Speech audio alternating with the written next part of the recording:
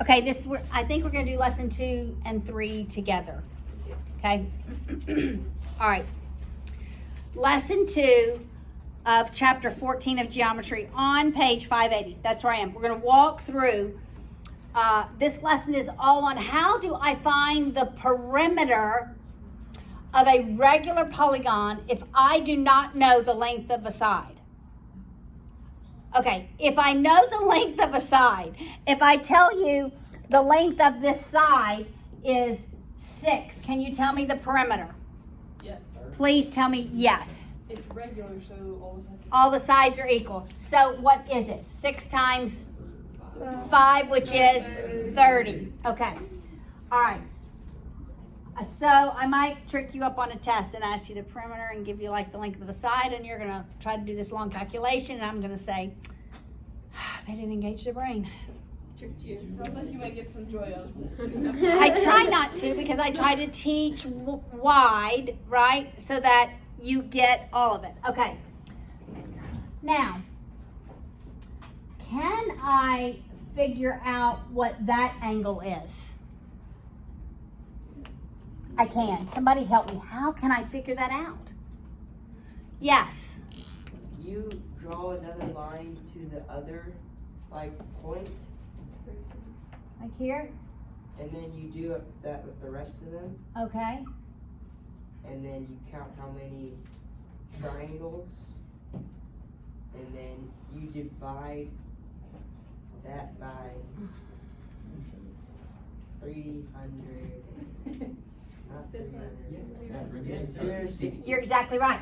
Look, that angle plus that angle plus that one plus that one plus then that one has to equal 360, right?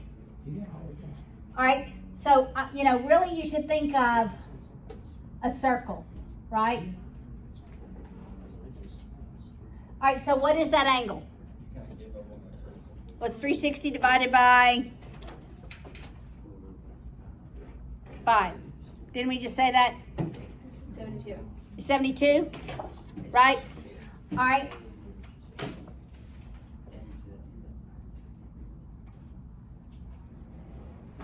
We're going to call the center O.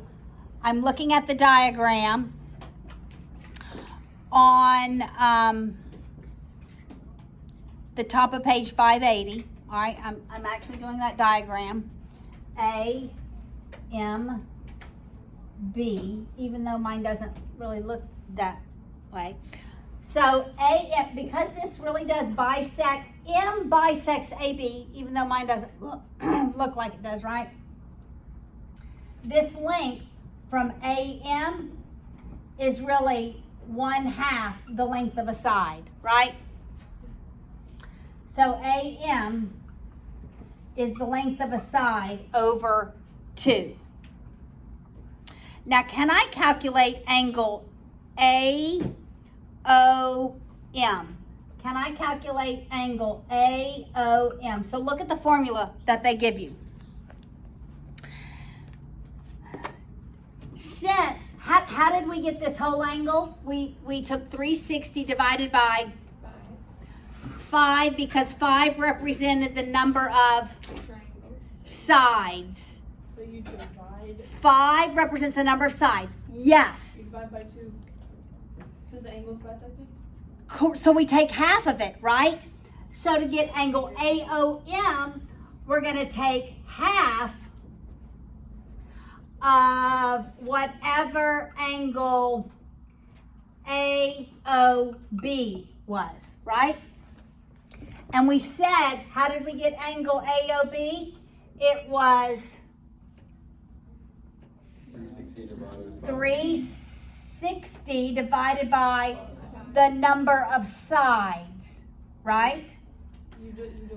So that angle AOM is, before we multiply, we can Divide. simplify.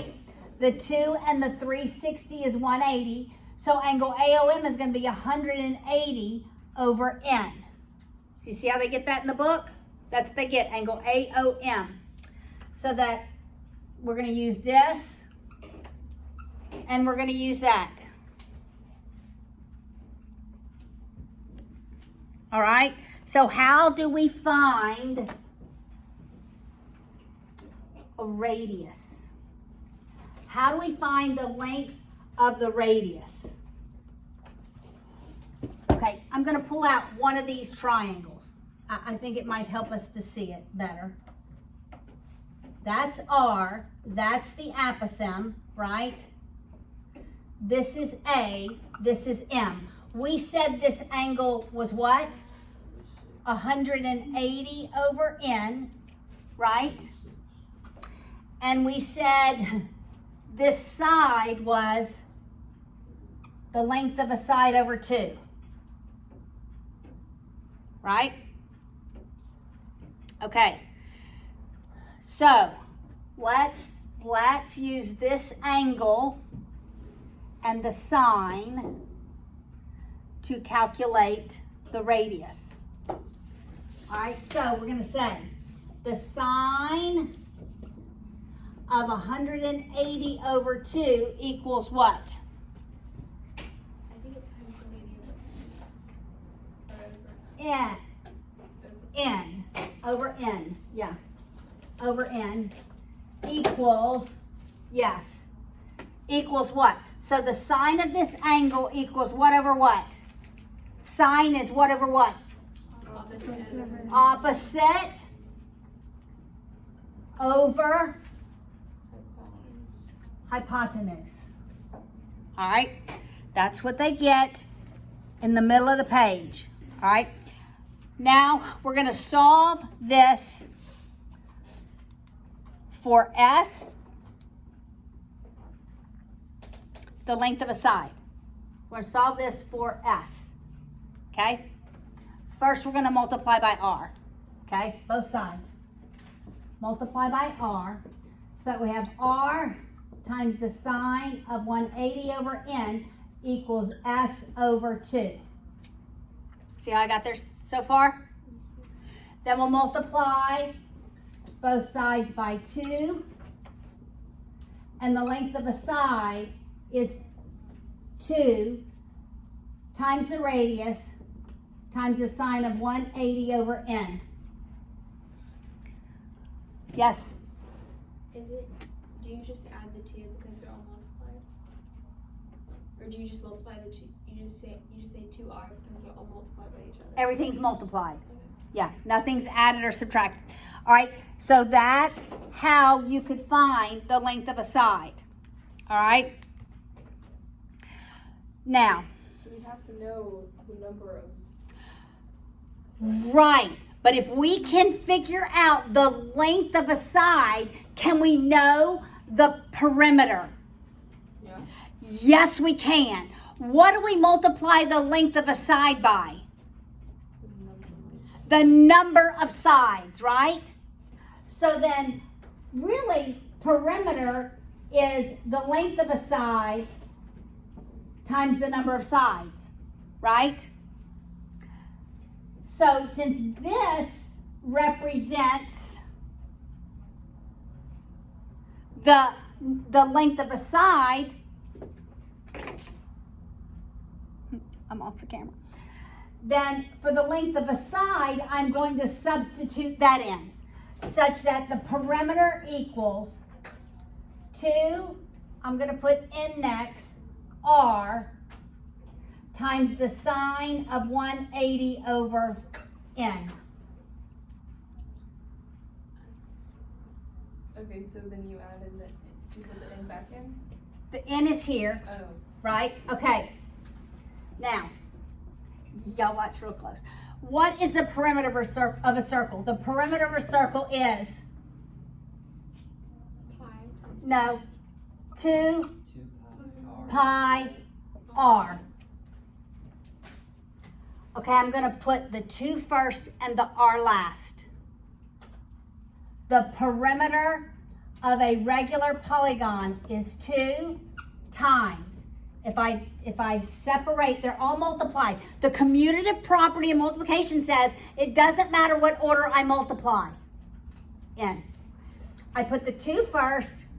I put N times the sine of 180 over N times R. Doesn't that look like 2 here's pi, here's r. Right? This value, your book uses the capital N for. It's 2, I'm pretty sure it's N. Capital N, R. N represents N times the sine of 180 over the number of sides. So we can calculate the perimeter of any regular polygon using this formula. Guess what happens the more sides we have? Let's say we have a regular polygon. Everybody have their calculators. Let's get our calculators out. Let's say we have a regular polygon that has, let's give it 10,000 sides. Okay, a lot of sides. All right, so my N is going to be 10,000, right? So it's the perimeter of a 10,000 sided polygon, regular polygon. That perimeter is going to be 2 times 10,000 times the sine of 180 over 10,000 times, it doesn't really matter what the radius is. Let's just leave it R. And let's calculate this middle piece only. Okay, so what is 1,000 times the sine of 180 over 10,000? Everybody, with your calculator. 6.2. I got 3. Just don't multiply it by 2. Don't multiply it by R. You multiplied it by 2. She's talking about it's pi. I got multiplied by 2. What is this? 3.1415922. Crazy. Okay, you know what happens to a polygon? The more sides that you add to it, this middle piece approaches the value of pi. Isn't that how pi was found? Like because you keep drawing more Actually, more polygons. okay, I'm not positive, but I think that pi was found by taking the perimeter and dividing it by the circumference. And dividing it by the diameter. That's how I believe pi is discovered, because pi does equal the circumference of any circle divided by its diameter. Did y'all know that pi always equals the circumference divided by the diameter?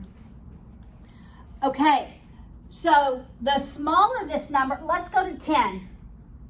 Let's say it's just 10 sides. What's this value? Just here. It's going to be a little further, not the 2, not the R, just 10 times the sine of 180 over 10. It's 3.09. So it moves a little further away from the value of pi. I don't think it ever goes below. Okay, let's just do it. What's 3? That's the smallest polygon you can have. Did you know that? 3 is the smallest polygon. Otherwise, it's not a polygon. What's 3 times the sine of 180 over 3? That's the smallest it could be. 2.15. Wait. It does go below 3. 2.59. Square root of 3. Press S to D. Yeah. Wait. That's what I did. Times 3.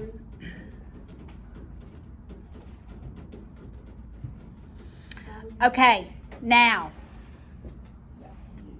So perimeter, now I'm going to go to the next lesson, lesson 3, because they are so closely tied together. So perimeter is this 2n, capital N, R. What does N represent? The number of sides times the sine of 180 over the number of sides. Okay, so what you have to memorize. 2nr. N represents the number of sides times the sine of 180 over n. All right, what is the area of a circle? The area of a circle is Pi r squared. pi r squared. The area of a regular polygon, the only thing we add to this is we multiply by the cosine of 180 over n. So the area of a polygon is Mr. squared. Mr. squared.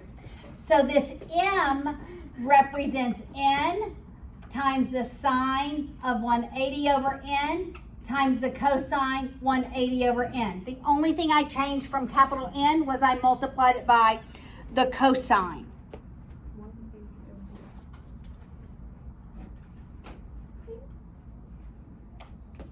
That's the only difference between lessons 2 and 3. And so guess what happens to the m value the more sides you add to it? It approaches the value of pi. The area of a polygon with lots of sides, a regular polygon with lots of sides, approaches the area of a circumcircle. Same way with perimeter. The perimeter of a regular polygon with lots and lots of sides approaches the circumference of the circumcircle. That would be circumscribed about it.